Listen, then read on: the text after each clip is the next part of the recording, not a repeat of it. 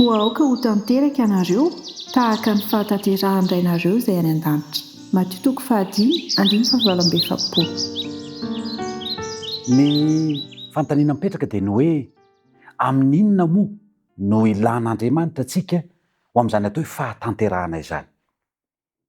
Ny lohahevitra mpanjintsika dia mampitodika antsika fa ny zavatra tena tadiavin'Andriamanitra dia ny ahatonga antsika anina fahatanterah-toetra tsara ary amin'ny lafiny izay irian'Andriamanitra sy andraindrainan'Andriamanitra izany.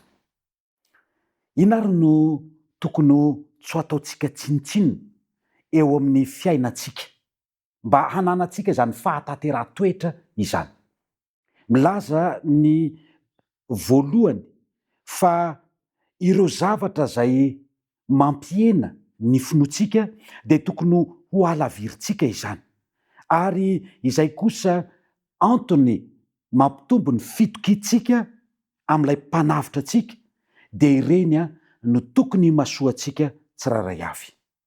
Ny fanambarana dia milaza fa arakaraka ny habetsaky ny fahazavana ao amin'ny fanahintsika no hitakina amintsika bebe koa ny hitaratra izany fahazavana izany amin'ny hafa.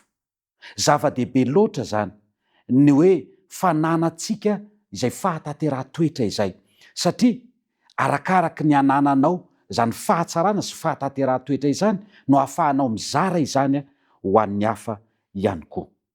Eto zany ny ava-malalisany dia sarobidy lavitra noho ny volamena sy ny volafotsy ary ny vatosoa ny fahafaham-po tian'Andriamanitra omena, tiany Kristy omena atsika tsirairay avy, ary indrindra ny ahatsara atsika izany atao hoe fahatanteran'ny toetra izany.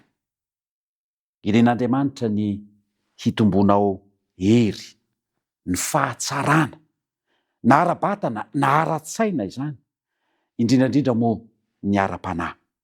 Raha tiantsika na tanteraka n'izany dia mila manolo tena ho amin'ny asa masina isan'andro isika.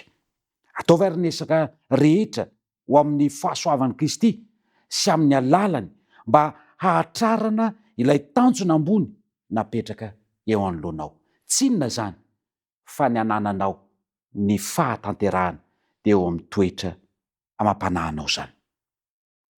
Tsarovy fa tsy natao ho mpandray fotsiny ny fahasoavan'i Jesosy Kristy tompontsika ianao, fa nametrahan'Andriamanitra talenta sarobidy ianao ary takiny ny ampitomboana izany ankehitriny.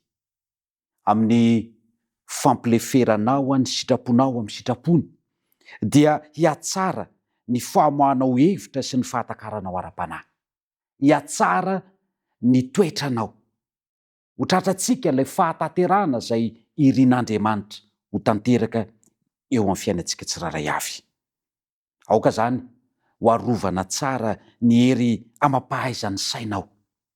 Tokony ho fehezin'ny fanahy masina ny heritreritrao, ary ao no tsy ambaratelo ho amin'izany atao hoe fahatanterahana izany dia ilay fanahy masina izay afaka hifehy ny heritreritrao, afaka hifehy ny toetranao, afaka hifehy ny mombanao rehetra.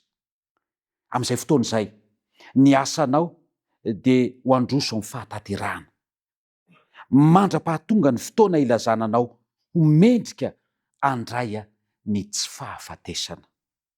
Ry lalasana am-bavy malala, ny fandrian'Andriamanitra dia ny androsoana ao hatrany, ka hitohy mandritry ny mandrakizay izany fahatanterahana izay irian'Andriamanitra ho amintsika tsiraray avy izany. Amin'ity androany ity zany dia tanterao fa tadidio fa irian'Andriamanitra ny ahatonga anao amin'izany atao hoe fahatanterahana izany. Ho ny fanambarana teo koa amin'izany aoka tanteraka ianareo toy ny fahatanterahana-drainareo izay any an-danitra. Ho tanteraka aminao anie zany, ho tanteraka amiko anie zany, ka mba olona ho tanteraka izay androso ho any amin'ilay lalana mankany amin'ny mandrakizay anie izaso ianao. Andeha ho apetrakatsika mbavaka izany loha hevitra ny mbanjintsika androany izany. Asaiko anao hivavaka. Andriamanitra tomponay eo misaotra ny amin'ny teninao izay misarika ny sainay hifantoka ho amin'izany atao hoe tanteraka izany. Irinao ny anananay toetra feno fahatanterahana, toetra mampanahy tanteraka amin'izao fanarahan-dianao izany. Tsy ho tanteraka amin'ny herin'ny tenanay izany, fa amin'ny herin'ny fananao masina izay hiasa hifeny sainay, hifeny toetranay, hifeny mombanay rehetra. Jesosy malalo, fehezo ny mombanay amin'ity androany ity, ary aoka hanana zany fahatanterahany toetra mampanahy izany izahay, mba hanomana anay ho amin'ilay dia handroso ho any amin'ny mandrakizay.